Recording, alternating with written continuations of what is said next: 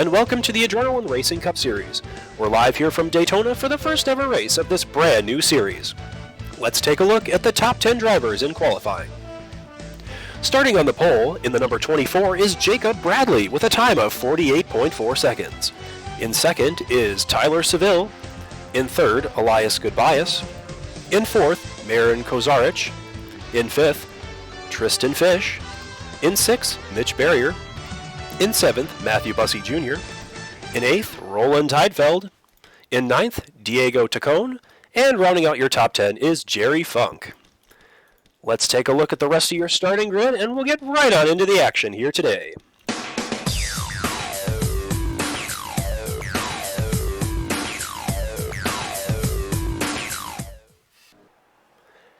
And we're ready to go green here in Daytona for the first ever ARCS Cup Series race. And the pace car is going to dive off here, and we're going to go green in a couple seconds here in the ARCS for the first time ever. And Jacob Bradley will lead us to green. Green, green, green, and it's ready to go racing here in Daytona.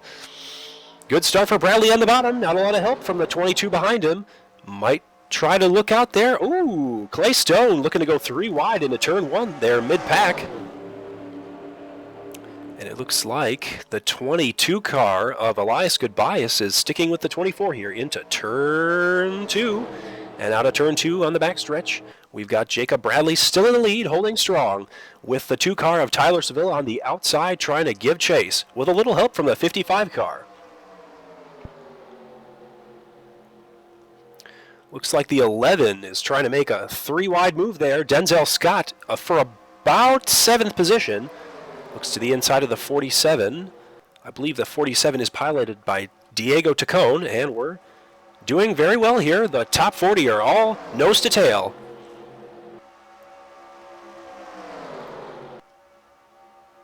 Looks like Jacob Bradley still holding strong on the bottom. That 22 car of Elias Goodbias is stuck to his back bumper. Still trying to make a move to the inside as he's looking low out of turn 2, but everybody's mostly 2x2 throughout the pack. There's a little bit of 3 wide action in the middle of the field, but fairly calm so far in the first couple laps here at Daytona. 2 of 16 complete.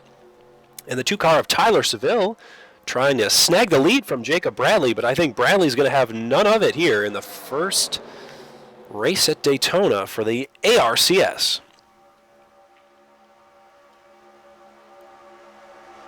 The 2 car, Tyler Seville, on that outside is not getting enough help from the 55 car of Marin Kozarich.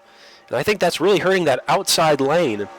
They're not formed up tightly enough to get around that 24 car, and I believe that 22 of Elias Goodbias is really stuck on the back bumper of the 24, and that's what's keeping that bottom lane in front here at Daytona. That outside line is just not as organized. As you see about 20th place, you see, I believe that is the 99 car of Sean Carson, I believe, trying to run 3 wide there, and that's stalling that high line out. And yeah, that 55 of Marin Kozarich is just not hooked up to the 2 and giving that bottom line a little bit of an advantage, but oh, and it looks like the 22 of Elias Goodbias is going to take us 3 wide for the lead here at Daytona. Now things are getting interesting on lap 4. The 22's got help from Tristan Fish on that inside line. Oh, and now we're seeing the 39 car going 3 wide. We've almost got a second and third line almost formed up here at Daytona. People are starting to make moves now. The first couple laps, it was kind of getting everybody up to pace, but now it looks like we've got 3 wide action, and the 22 car is stolen the lead from Jacob Bradley, our pole sitter, who had led about the first 3.5 laps of this race, and now has fallen back to around 4th place. We got Matthew Bussey Jr. on that bottom getting pushed by Denzel Scott, I believe. Yep, Denzel Scott in that 11 car, and the 27 will go down to block, but hide in that middle lane there, not sure whether to take the top or the bottom, just kind of sitting there. 22 of Elias Goodbias trying to run away, but that pack will catch you if you try to go and run a single car draft train out there. They will eat you up. Looks like Clay Stone on that bottom looked to the inside of Matthew Bussey Jr. and I think is going to get that spot, and then might get Denzel Scott. Nope, does not get Denzel Scott on that bottom line, as the 93 is giving a major push to that 32 car in the backstretch and gave him the spot. Three-ride racing has kind of settled down here in Daytona. The 10 and the 47, about, I'd say 15th place, are trying to run three wide, but for the majority of the pack, it is still two wide, trying to be three, as the 22 and 27 are trying to escape and go tandem racing, but I don't think that'll happen here at Daytona. The pack is just way too fast to run away. Tristan Fish and Elias Goodbias trying to escape, but that 29 car of Matthew Bussey Jr. is really hugging that bottom. And surprisingly, Jacob Bradley's on the outside after our pole winner got shuffled back early. He's still up inside the top five, and pretty impressive.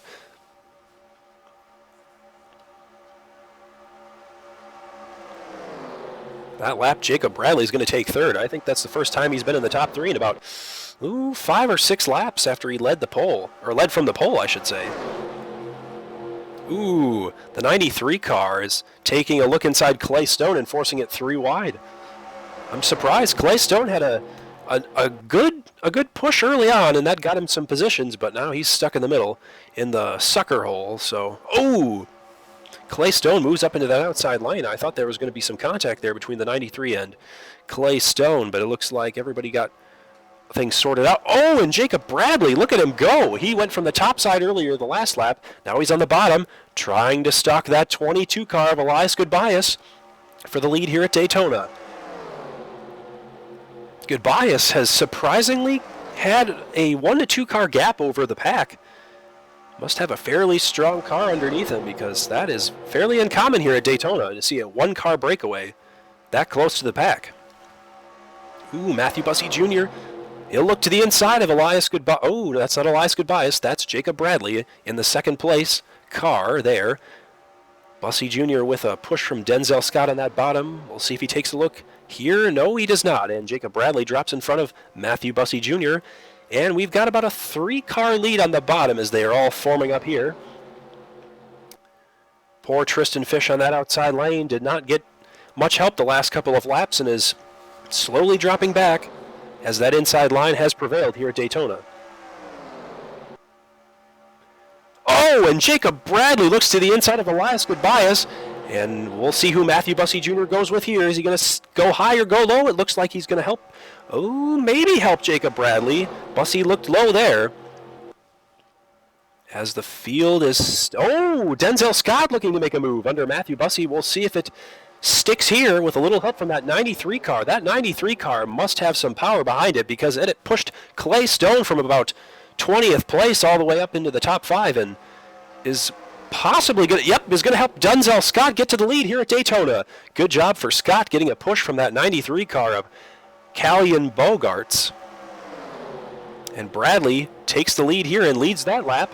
After leading early from the pole, he finally leads another lap here at Daytona, after getting shuffled back, as I said earlier, but not too far, just enough to get that draft and get himself back inside the top 2.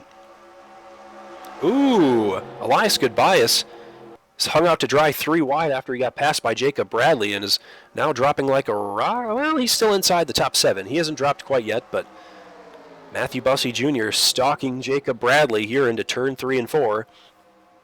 As that 39 car of Mitch Barrier has got no help on that outside line, going 3 wide there. Oh, and Matthew Bussey Jr. makes a move to the inside of Jacob Bradley.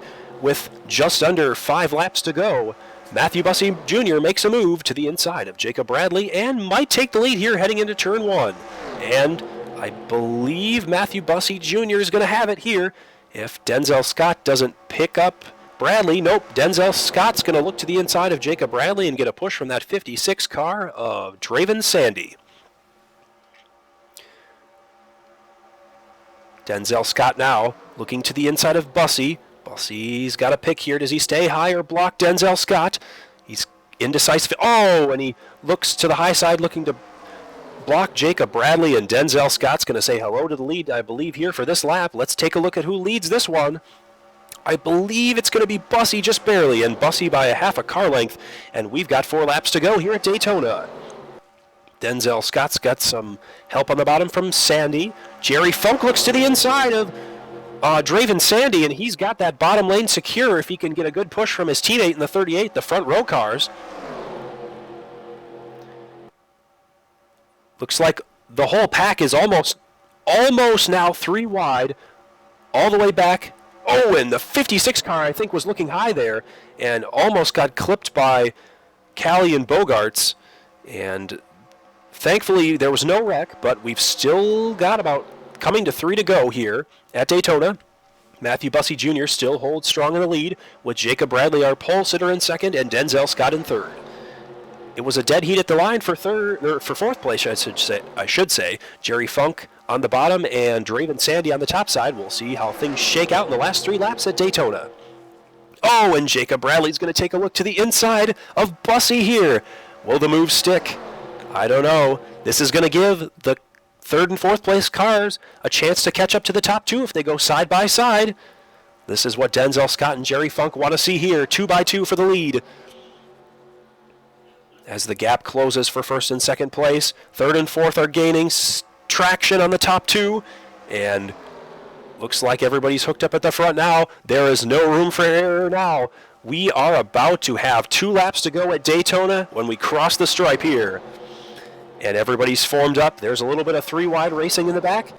And Jerry Funk, I believe, is going to take a look at the inside. Will it stick? And Jerry Funk has the bottom lane at Daytona. What a move for Jerry Funk. He qualified 10th today, and he's already up into the lead. Not too bad for Jerry Funk.